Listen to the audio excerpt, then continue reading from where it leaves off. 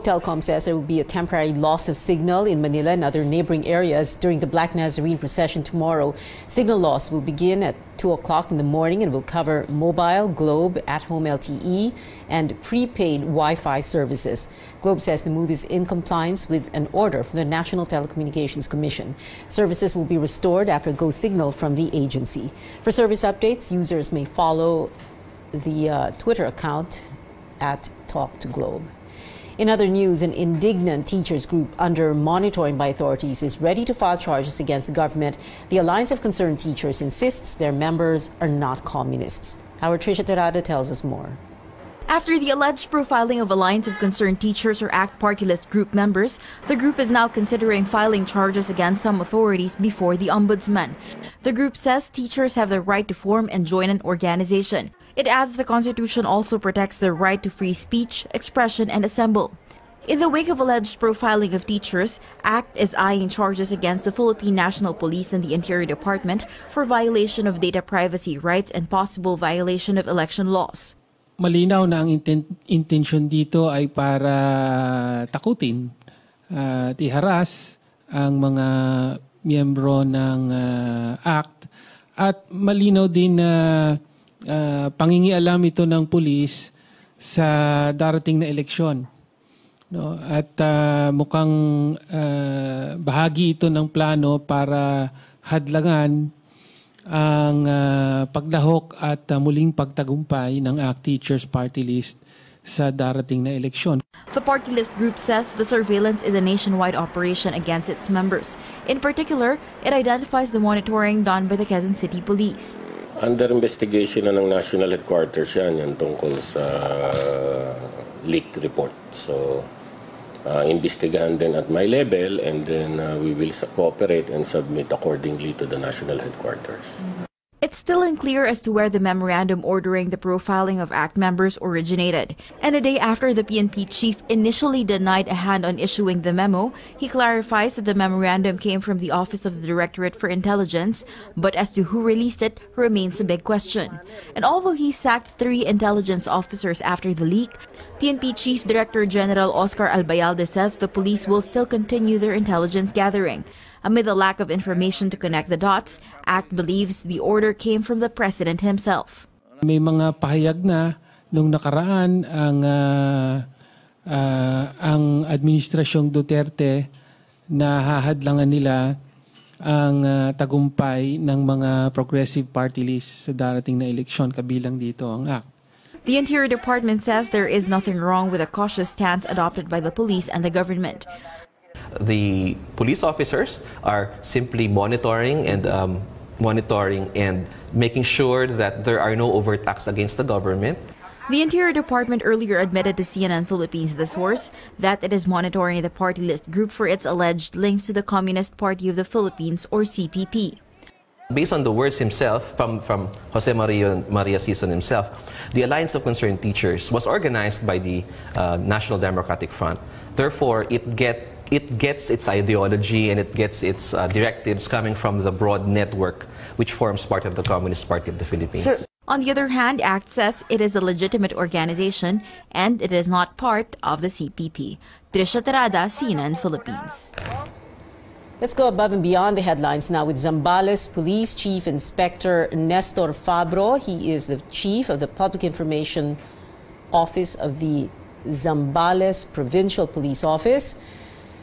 Zambales Police, along with the Quezon City and Manila Police, allegedly issued a memorandum on the profiling of teachers. Chief Inspector, good evening. Thank you for joining us. Good evening po at magandang hapon sa lahat po ng tagapakinig po natin. So, meron po ba kayong na-release na memo? Or meron lang na-leak na memo? Meron po bang nanggaling na memo galing sa Zambales PPO? Wala po kami nilalabas po ng memo na tungkol po dyan sa pag-profile sa mga membro po ng ACT po natin. Okay. Pag sinasabi po ninyo, Chief Inspector, sorry. Pag sinasabi po ninyo na wala kayong nire-release or nilalabas na memo, are you saying that you did not officially release it or formally release it at meron lang nag-leak? Wala po talagang lumalabas na inilalabas dito sa Provincial Police Office po na memo kung ganyan. Oh, hindi, walang nilalabas. Pero Wala po. meron ba? Does a memo exist? Was a memorandum circulated within the Zambales PPO ordering units to monitor the Alliance of Concerned Teachers? Wala po kaming pinipirman dito na sa routine slip namin na memo pong ganyan. I see. But you do have a Chief Inspector Pancho Dasca Doble. Oh, meron po. Oh, siya yung ano siya? Po yung Chief ng Intel? Opo. Chief ng Intel. Pero na-relieve siya, no? Opo, nirelieve po siya rito nung may lumabas po nga pong ganyan na memo. Kaya po nirelieve siya kagad para po maimbestigan mabuti. Hindi siya pwedeng makialam. Kaya inalis po siya rito sa Zambales PPO po ngayon. Okay. So, you are saying na hindi totoo itong sinasabi ng Act na merong isang memorandum dated December 27, 2018 at yung subject ay inventory of all public and private school teachers who are members of or aligned with Alliance of Concerned Teachers or ACT. Opo, hindi po totoo yan. Kung meron pang lumabas na memo pong ganyan, ayun po, hindi namin alam kung saan galing yung memo na yan. Ah, okay. Pero kasi ang merong mga sinasabi na references, memo from TDI dated December 10, memo from Chief, RID, PRO3, Police Regional Office 3 dated December 27, saying exactly the same thing, no? To conduct an inventory of all public and private school teachers. Kasi po yung memo po na yan, madali lang naman po i-produce po kasi yan. Ang kwento natin, kung saan po talaga galing yung memo na yan. Kaya Okay. yun po inimbestigan po ngayon ng Zambales Police Provincial Office. Okay. When you say madaling i-produce yan, you're saying that someone invented this? Someone made this up? Pwede po yun kasi may inilabas nga po silang memo pero hindi po galing yan dito sa Zambales Police Provincial Office po yung memo na yan. Oh, sino sila? Sino sila kaya ang gumawa nito? Ayun po, hindi po natin alam kung sino. Kaya po inimbestigan pa po ngayon ng Zambales Provincial Office po yan kung saan po talaga galing yung memo na yan. Oh, kasi normally, Chief Inspector, hindi ba, Chief Inspector Fabro, hindi ba yung mga memo na ganito sa loob ng isang organization katulad ng Philippine National Police, mahigpit na binabantayan, hindi yan pinapalabas. It is not for public consumption. Correct, sir? Opo, correct po yan, correct po. Okay.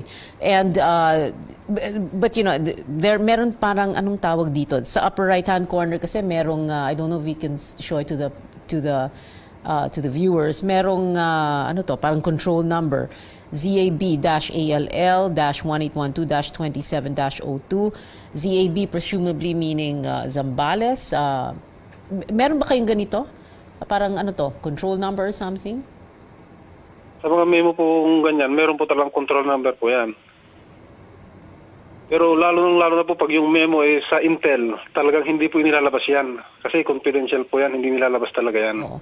Unless of course dahil ngayon, di ba, madalas, hindi lang naman sa PNP, no, all government agencies, private corporations, madalas ini-email, bina-Viber, kinukuhanan ng picture, tapos pinapadala sa Viber or sa smartphone messages halimbawa, no, posible bang merong na forward na ganoon kasi syempre we cannot always rely on paper memos, no. Sometimes you have to send the information right away and you need to send it through the internet, meaning you can use Viber, like I said, yung mga smartphones, no. Posible bang ganoon nangyari yung leak, or are you saying na no such memo and no leak whatsoever? Ano po talaga, wala po talagang memo po kasing ganyan po rito sa Zambales PPO po. Kaya wala pong ginagamit na Viber o anuman na posibleng pinagmulan na nanggaling dito sa PPO. Kaya wala po talagang memo galing dito na ganyan. Although sa mga intelligence officers, normal ba yung monitoring or keeping track of all sorts of organizations, of any leaning, whether they are for or against the administration? I mean, that is part of the job, right, of kumbaga maintaining peace and order? Hindi naman po, dahil kasi depende po sa organization po yun. What do you mean by depende sa organization? Kasi kasi po, ano ba yung organization, ano ba yung mga tricycle drivers organization, hindi naman po kailangan i-monitor. Aha, okay. Yung teachers ba, kailangan ba i-monitor? Hindi na po kailangan i-monitor po yan kasi mga teacher po yan. Nagtuturo po yan sa mga eskwelahan. Hindi po natin dapat i-monitor. Kasi nasa eskwelahan lang po yung mga yan, nagtuturo sa mga bata. Alright. So, Chief Inspector Fabro, sabi po ninyo there is an investigation that is going on at the Zambales Police. When do we expect a result? Opo, ngayon po, kinukan pa namin kung saan po talaga galing yung memo na yan at bakit may lumabas na memo ganyan. Samantalang wala naman pong inilalabas dito sa Provincial Police Office na memo na ganyan. So, kailan po ang resulta ng investigation? Balikan ko pa lang po dun sa may 7 po namin, sa investigation section po namin kung kailan sila makakapag-submit sa amin ng report tungkol po sa nangyari po na yan. Okay. Chief Inspector Fabro ng Zambales Police, thank you very much for joining us this evening.